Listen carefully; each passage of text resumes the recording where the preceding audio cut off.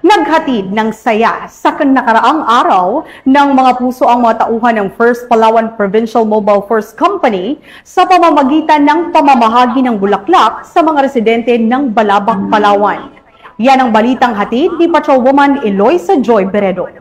Isang mabagong aktibidad na isinagawa ng mga tauhan ng First Palawan Provincial Mobile Force Company sa pangunguna ni Police Captain John Michael Penergo, team leader sa Sitio Maria Hangin, Barangay Bagsuk, Palakpak, Palawan.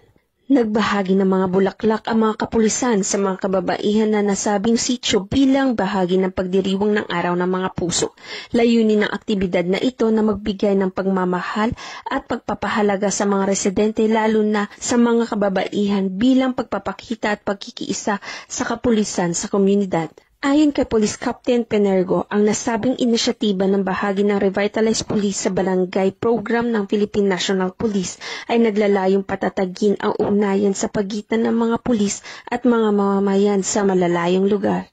Malugod namang tinanggap ang mga residente ang simpleng regalong bulaklak para sa kanila, higit pa sa bulaklak ang naipadama ng mga pulis. Ito ay simbolo ng malasakit at pagtutulungan sa pagtataguyod ng isang ligtas at mapayapang komunidad. Patuloy naman magsasagawa ng ganitong aktibidad ang First Palawan Provincial Mobile Force Company sa iba pang barangay upang mapalalim pa ang tiwala at kooperasyon ng mga residente sa kapulisan.